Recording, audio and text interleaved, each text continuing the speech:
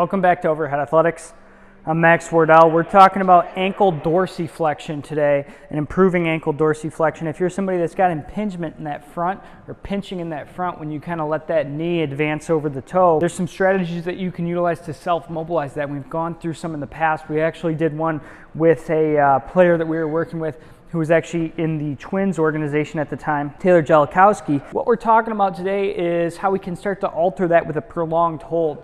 So we think just because I have this impingement that it's a joint-related symptom. That pinching is pathognomonic for lack of posterior talar glide or lack of rolling anteriorly of that mortise. When we think about the joint, it is certainly a mortise joint like this, and we think, okay, well, just because we have a little bit of impingement here in the front must be because one of these things isn't roll gliding properly. Well, that's certainly a potential. The other potential is you already have enough dorsiflexion.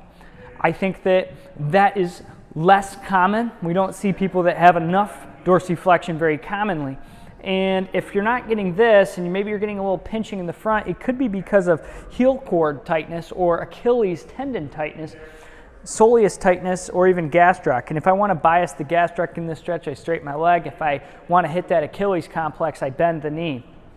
Now, what can happen here? As there's a pull on the posterior aspect on that heel from the heel cord, it actually creates a compressive load. So if you think about it, you have this system that kind of roll glides like this. Now imagine it's compressed harder. It's not going to be, it's not going to be able to actually effectively roll glide because it's compressed. Now if we alleviate some of that compression, we should see some roll gliding a little bit better inside that joint. And so what can we do? We can do exactly what I'm doing here and go into that stretch just shy of where you get your impingement symptoms there, or impingement syndrome, and maybe you're just at the edge, you're at the verge of pain, or maybe you're even just barely into the symptoms where it's a 1, 2 out of 10, and I'm just going to hold it. Even if I don't feel an Achilles tendon or gastroc or soleus stretch, I'm going to hold it there. Why? I know that they're stretching, they're in a lengthened position. A lot of times we have this disconnect with our sensory system where we don't effectively feel stretch when we should. That's why a feeling of stretch can be important, but a feeling of tension from a manual therapist or from yourself, like if my heel's not getting to the ground and I'm not yet to pinching, I probably can tell you that I'm not at that range where I'm going to feel a stretch, but I'm also at the range where I'm getting a stretch. So if I'm in a less intense stretch, I just simply need to hold it for longer. So these prolonged holds have been most effective for our individuals with that pinching in the front. So what do? We mobilize the joint with some of those band exercises. Check out some of our other videos. Check out some of Kelly Starrett's videos in the ready state. But this prolonged hold at end range, just shy of symptoms, is going to give you that stretch sensation. And I've been holding it for this video, and I'll hop off here, and I can feel that.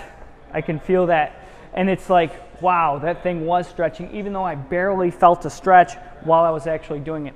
So make sure to give that a try, and let me know how it goes in the comment section.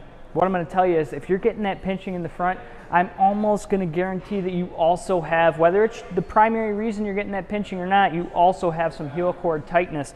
And if you do a prolonged hold, you're going to be stretching it. I don't necessarily have to do a prolonged hold where I have a ton of symptoms. If we look at what we do in serial casting of our pediatric patients, we don't put them at the point where they feel a ton of stretch. We put them at the point of tension where we feel that first stop, and we have them hold at that position, and eventually that viscoelastic structure, that muscle elongates, and now they can go more into dorsiflexion or whatever range of motion we want to serial cast, whether it's the elbow or whatever. We're not putting them at the end of the range. So that's a sign right there that we can start to influence these tissues biomechanically through a prolonged load. The longer I hold it, the greater the effect to a certain extent. So I would say hang out in that stretch 4 minutes, 5 minutes, maybe 10 minutes, then come out of it. You're going to feel the effects, switch sides, repeat that daily. Zig Ziglar once said, motivation, it's just like taking a shower. Hygiene is something you have to refresh daily, just like motivation. And I'm sure I misquoted him a little bit, but same idea here. flexibility isn't something I do once a week or once a month. It's something I have to do daily. If I want to actually increase that range, I'm going to have to take a daily dose, take my shower as it comes to flexibility. So every day, I'm hitting that stretch, I'm improving my range, and over the course of time, what you'll see is your passive resistance to stretch decreases, and as tensile load stops compressing that joint from the heel cord, you'll actually see a better roll glide. Make sure to subscribe. We'll see you guys in the next video.